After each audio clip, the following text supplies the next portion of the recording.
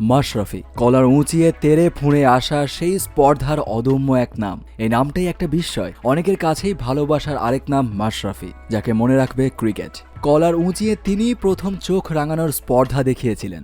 নবীন test খেলুড়ে দেশের খুদে এক দুরন্ত পেসার যে বিশ্বসেরাদের উইকেটও উপড়ে ফেলতে পারেন, সেটা এই মাশরাফির সুবাদেই প্রথম টের পেয়েছিল বিশ্ব।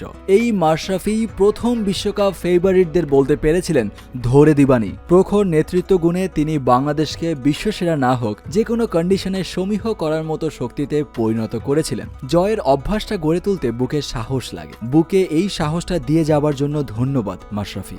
90-এর দশকে ফুটবলের জোয়ার ছাপিয়ে ক্রিকেটের ঢেউ আছড়ে পড়েছিল এই বদ্বীপে। যে কয়জন উঠতি বয়সী ছেলেপুলে খেলাধুলা নিয়ে ব্যস্ত সময় পার করত, তাদের অধিকাংশই ছিল ফুটবলে আসক্ত। এদেশের ক্রিকেটের সূচনা লগ্নে ঢাকা এবং এর আশেপাশের অঞ্চলগুলো থেকে উঠতি প্রতিভারা উঠে আসতে শুরু করলো ঢাকা লিগে। তবে ঢাকা থেকে 214 কিলোমিটার দূরে নড়াইল তখনও এই ঢেউ থেকে বেশ দূরেই ছিল। সেখানের শান্ত জনপদে শুধু চিত্রার নিরন্তর প্রবাহ। অত দূর থেকে একটা ছেলে এসে বিশ্ব ক্রিকেট দাপিয়ে বেড়াবেন, শরীর মন সবকিছুর সাথে যুদ্ধ করে দেশের ক্রিকেটে মহিরু হিসেবে নিজেকে প্রমাণ করবেন, সেটাই হয়তো কল্পনাতীত ছিল। জেলাটা পরিচিত ছিল চিত্রশিল্পী SM সুলতানের কারণে। মাটি, মানুষ আর সমসাময়িক জীবনের ছবি অঙ্কিত হতো যার তুলির আঁচড়ে। সেই শহরটা এখন মাশরাফির নামে পরিচিত হয়। 90-এর শেষে কিশোর ছেলেটার ভাবনার জগতের দূরতম আকাশেও কি এতটা কল্পনা ছিল, কে জানে। মাশরাফির বেড়ে ওঠা নড়াইলের ছোট্ট চিত্রাপাড়ে, নদীর জল গায়ে মেখে। কৌশিকদের বাড়ি আর চিত্রার মাঝে ছোট্ট একটা পায়ে চলা পথ, সেটা ধরে দৌড়ে এসে বন্ধুদের সাথে চিত্রায় আছড়ে পড়তেন ছোট্ট কৌশিক। দুরন্ত ছেলেটার প্রধান কাজ ছিল দলবল নিয়ে চিত্রায় ঝাঁপ দেওয়ার জায়গাগুলো খুঁজে বের করা। কখনো বিপজ্জনক পথেও হাঁটা হয়েছে, বেড়িবাঁধ থেকে খেজুর গাছ কিংবা নতুন ব্রিজ থেকে নড়বড়ে বাঁশের সাঁকো। আমাদের অধিনায়কের দুরন্ত কৈশোরের সাক্ষী ছিল এরা সবাই, পুরো নড়াইল শহরটাই। একবার তো দুটো বিশাল বজরার মাঝে চোরা বালিতেও এক বন্ধু সহ ডুবে যাচ্ছিলেন। ভাগ্য সেবার সুপ্রসন্ন ছিল।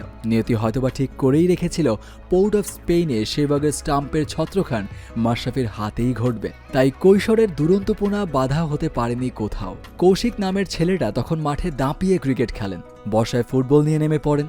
তবে প্রতিভার সবটুকু বিচ্ছুরণ দেখা যায় চিত্রায় সাঁতার কাটার ব্যাপারে। আর রাতে নদীর বুকে নৌকা নিয়ে ছোটার বেলায় তো কথাই নেই। সেখানে কৌশিক অবিসংবাদিত চ্যাম্পিয়ন। কিন্তু মাশরাফির জন্ম তো চিত্রার বুকে সীমাবদ্ধ থাকার জন্য হয়নি। তাকে যে দেশের মানচিত্র ছাপিয়ে বিশ্ব দরবারে নিজের নামটা লিখে দিতে হবে।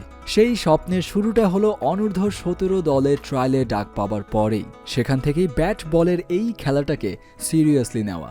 এই ভূখণ্ডে পেস আক্রমণের শুরুটা হয়েছিল দৌলতুজ্জামান আর আলতাফ হোসেন নামের দুই ভদ্রলোকের হাত ধরে। পেসারদের বদ্ধভূমি এই বঙ্গদেশে কাজটা সহজ ছিল না মোটেও।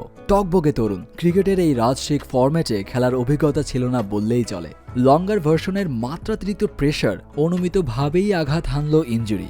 অভিষেকের 2 মাস পরেই কাঁধ আর পিঠের ইনজুরিতে পড়লেন। তার মাস 3 পর বিদ্রোহ করল হাঁটু। ক্রিকেটের আন্তর্জাতিক ক্যালেন্ডারের অনেকগুলো পাতা মাশরাফিময় হতে পারেনি শুধুমাত্র এই ঘাতক ইনজুরির থাবায়।